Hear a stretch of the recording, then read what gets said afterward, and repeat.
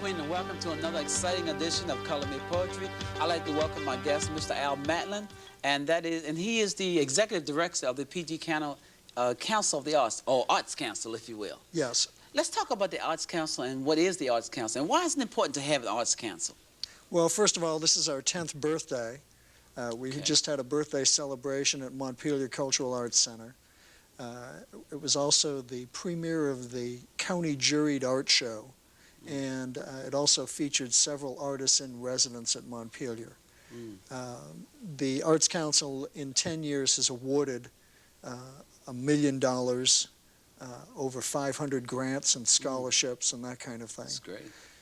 And that's one of our main goals, is to re-grant and raise funds for the arts community. The other thing we do is we offer technical assistance to nonprofits. How do you become a nonprofit? What do you do once you get there? What are management techniques so that you look worthy to business and foundations? How do you raise funds through admissions? That kind of thing.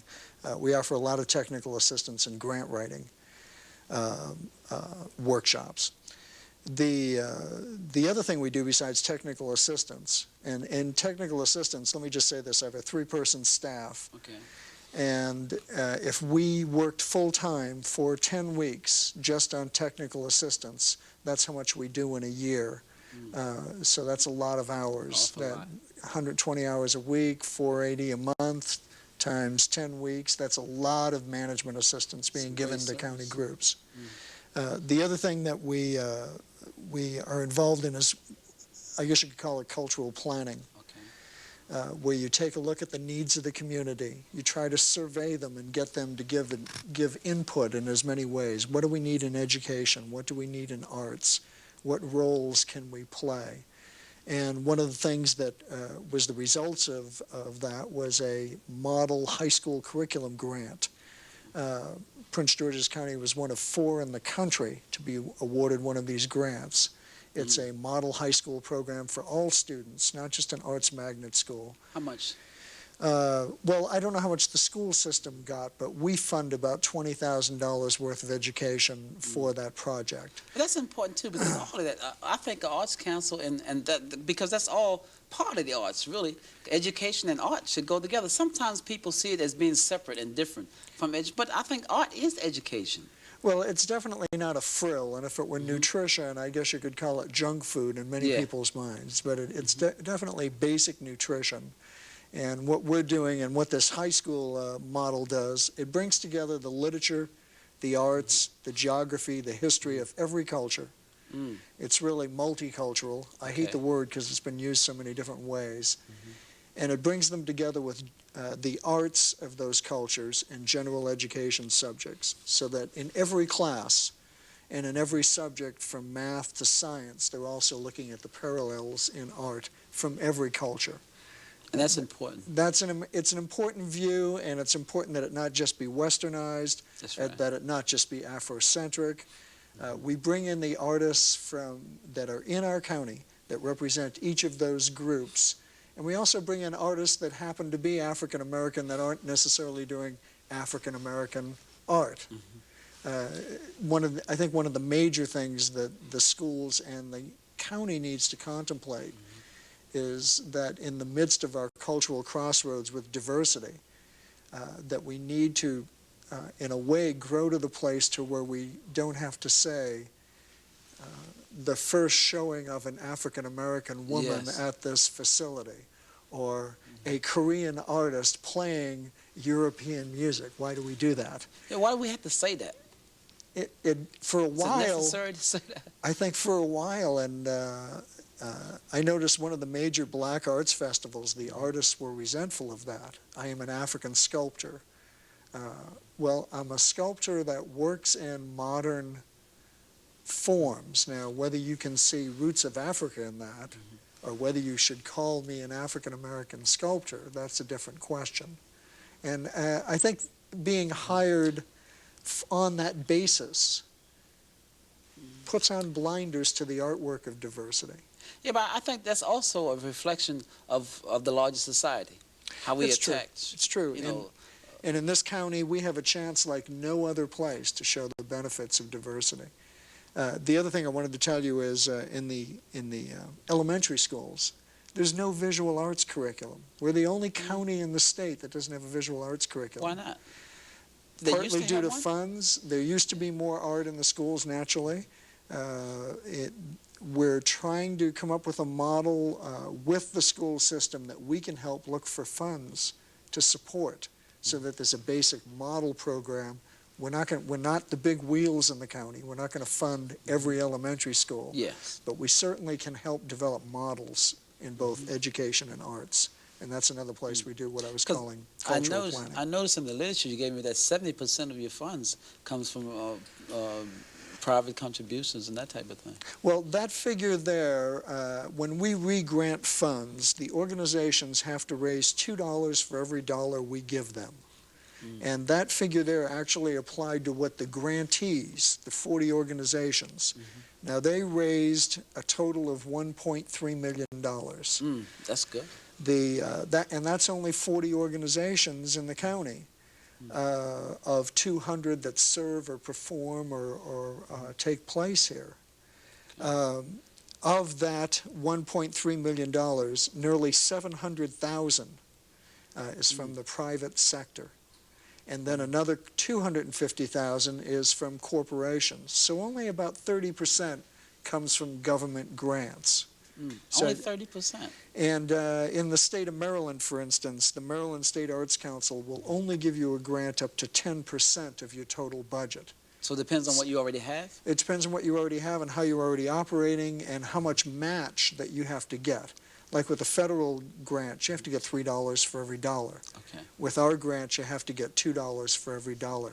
With Maryland State Arts Council, we have to match their grant dollar for dollar. Oh, okay. So the important thing to see is that government money, when you take away the myth of the arts being in the government dole, government money is really initiative money.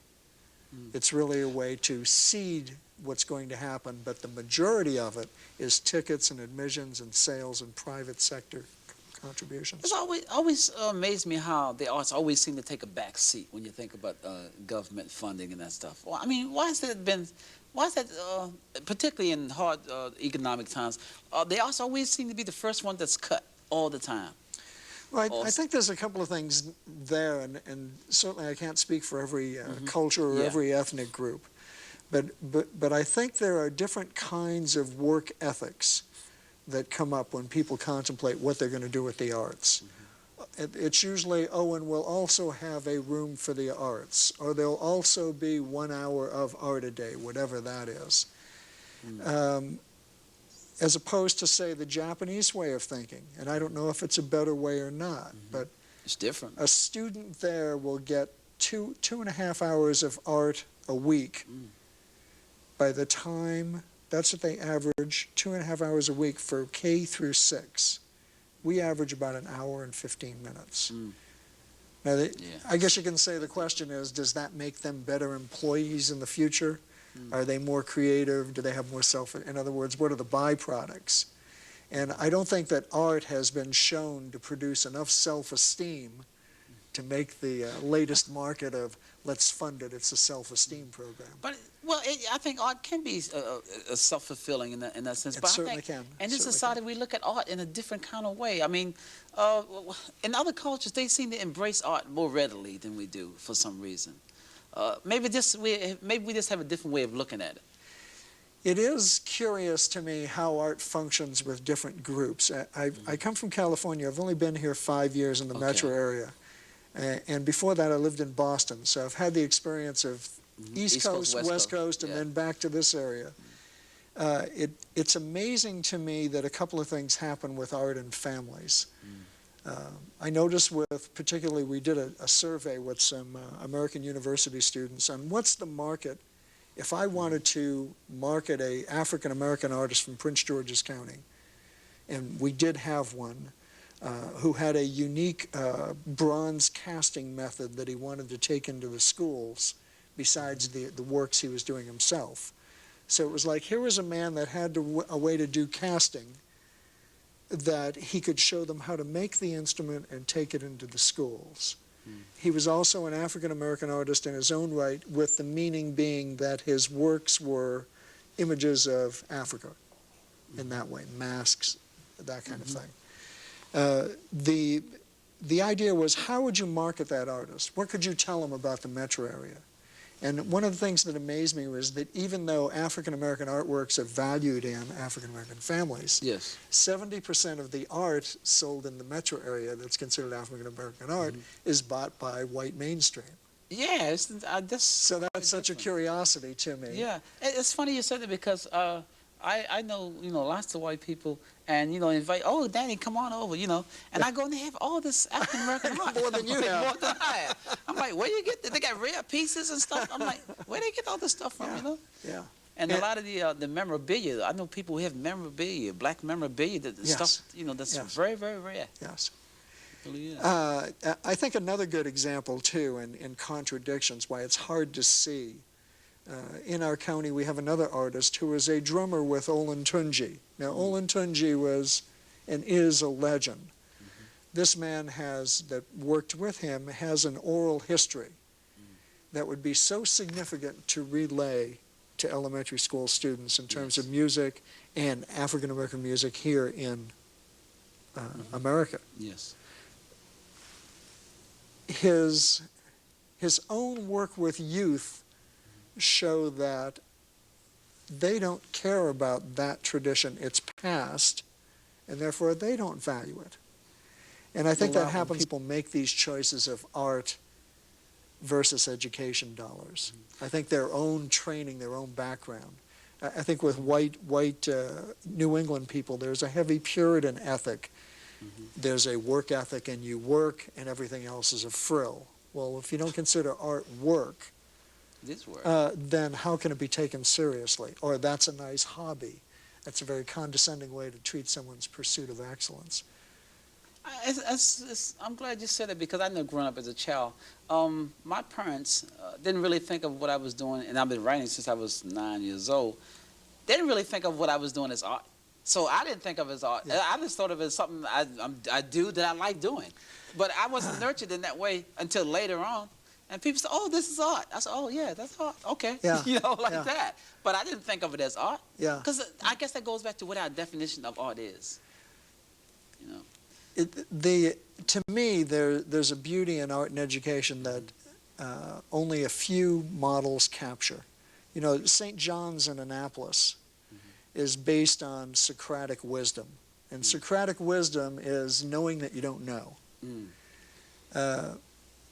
I think the myth about it is that Socrates said, know thyself. Yes. But he didn't. What he said is, when you've asked as many questions as you can, and you're as puzzled can be, and you know you don't know, that's right. That's wisdom. That's a little bit different. And that's being honest to yourself. There's a kind of honesty there and a demythologizing of yourself.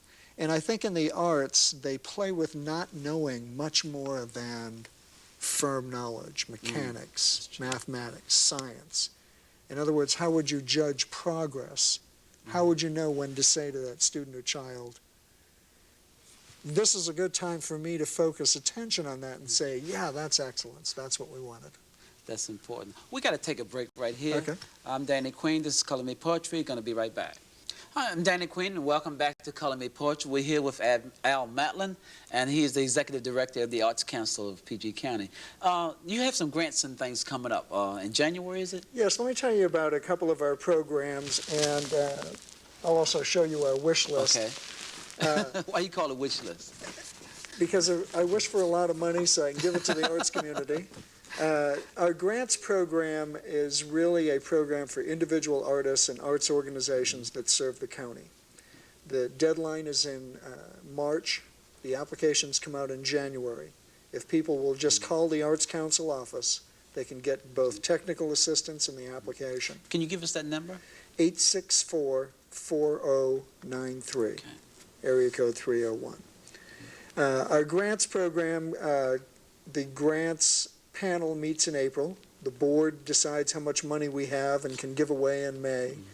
The grants are for the time period July 1st, 1993 through June of the following year. Now let me stop you here for a second. Okay. Once one applies, how long does it take, before they know, whether they've been accepted or rejected? They will know usually by the first week of June. Okay. So they turn in the application March, I think it's 6th or 15th. Oh, so it's not like the National Endowment where it takes a year? Well, with them it takes up to 9 months, Yes. and they have a different, it seems like a long time by the time you get through applying and going to the workshops and that kind of thing. But it's really, the panel meets the last week in April. The board approves it in the third week of May, and we send out the letters the first week of June. Now, how many different areas do you cover? There's arts, there's literature and dance. We do all the performing arts, visual arts, we do media, we also do literature, and I guess there is a category called general, which is really a mixture of arts, or inter-arts. Okay. That's very important because, many people watching will want to know, well, I wonder what do they cover, Well, I think the best way to get familiar with the Arts Council is really through our newsletter. Okay. And if people will just call 864-4093, they can get our newsletter. It describes our programs. It also describes the relationships to the business community that we establish. So it's really good reading for artists, business, and individuals. Let's talk about that for a second, the relationship that you have with the business community. How do you go in? How do you approach them?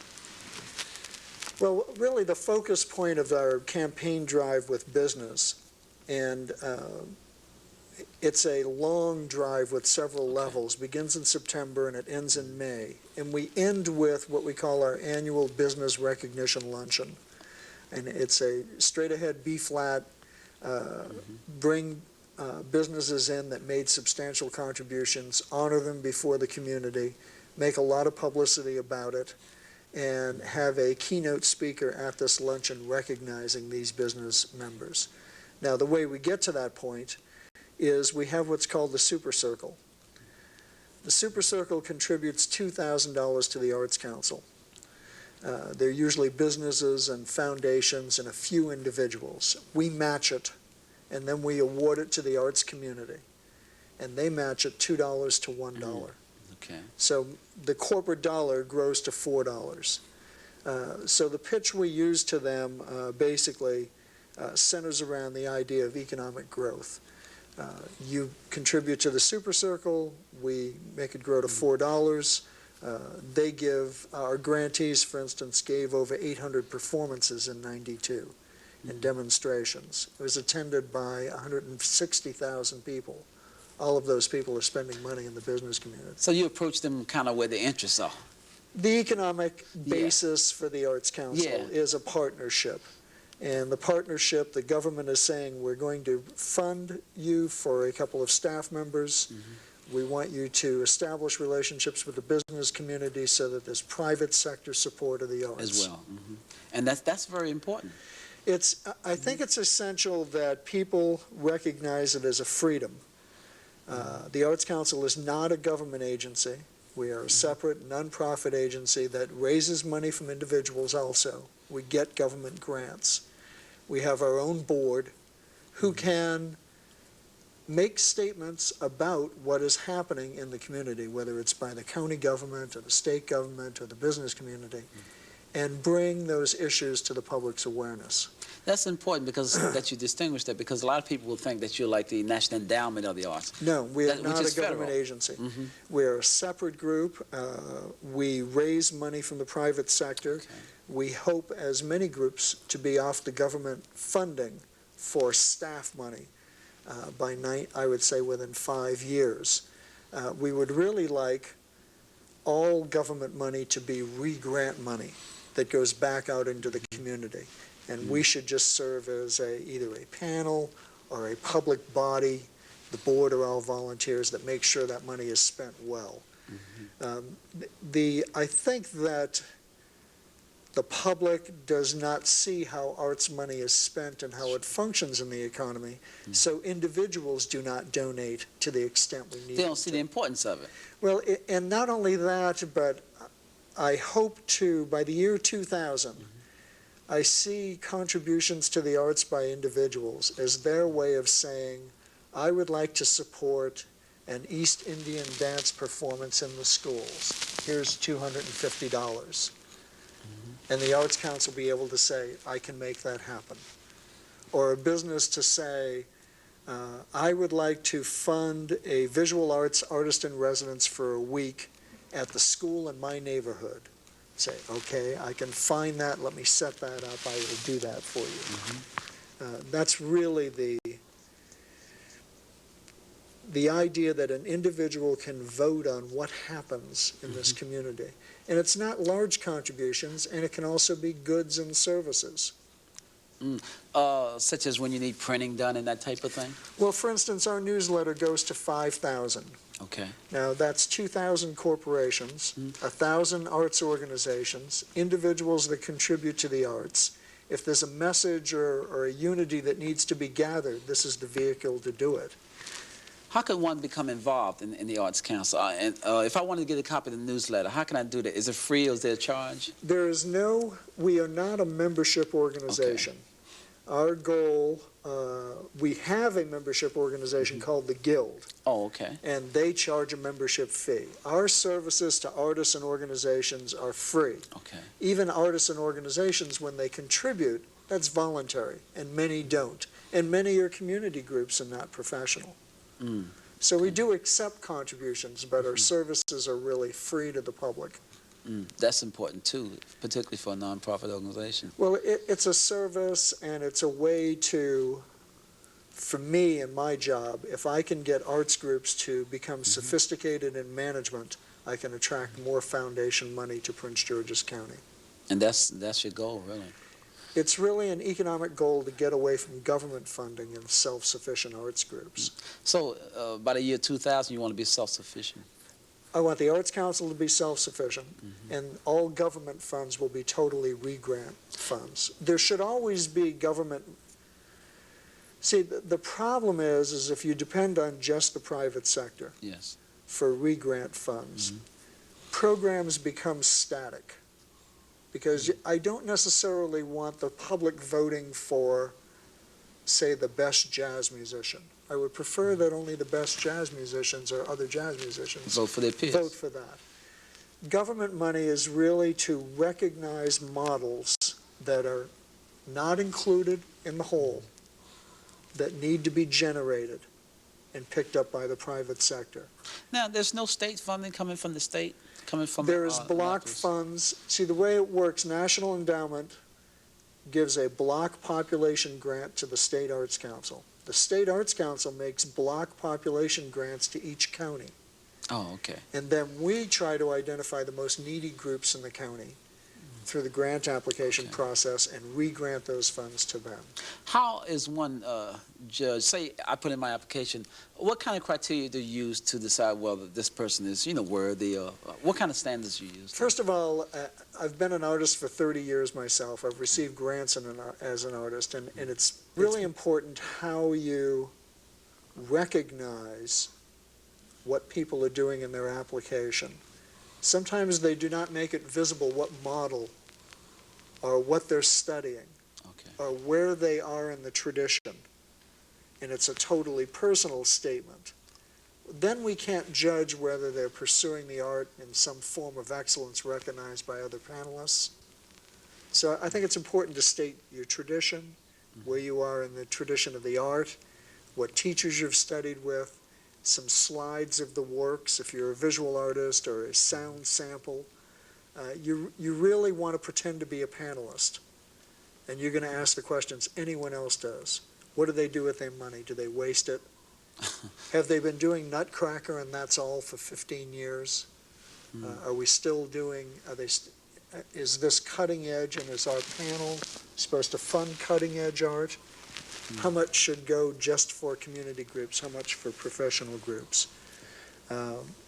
How do we get groups to recognize that they need to hire, I no longer use the word minority, but people of other ethnic background for artistic director, for executive director? How do we get them to do that? Well, we can set aside a certain amount of grant funds and say this is a management initiative. We are looking to fund a position in the community for an East Indian music director, African American dance instructor, or whatever. whatever the Depending on what the basis need is. Depending on where the need is. And then the other thing you can do is you can create initiatives for just cutting edge art rather than just traditional ballet, so that it's not. See, we're on the local level. We should know ourselves better than the state or the federal government. That's true. Therefore, it's up to us to come up with some kind of unity that says, let's push this, that's going to grow. Let's not push that, it hasn't worked.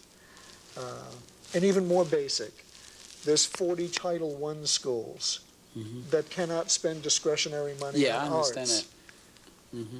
How are we going to deal with this problem? You know, even very practical things like that. But the more that you have, the more funds that you get, the better you'll be able to, from those ones that you see as, you know, as growing and progressive. If 10 parents put together $25 each to see something at their neighborhood school, we could handle that and figure out a way to do it. If one individual wanted to fund an internship at $100 a month for a college student, an individual could do that. If someone wanted to fund an artist to take a class and just donate $25, they could do that. That's the kind of, it's a voting in a way. It's saying, I'm putting my money where my excellence is. I see what you're saying. We're out of time. I saw but that. It's been great having you here. One more time, please get that number for the Arts Council. It's 301-864-4093. It's been great having you here. We've been talking with Al Matlin, and he's the Executive Director of the PG County Council of the Arts. Prince George's Arts Council. Arts Council. Help me. Thank you for helping me. And it's been great having you here. And we're looking forward to having you back in the future and to do a great show with us. And I certainly appreciate it. I'm Danny Queen. This is Color Me Poetry. And until next time, color me poetry.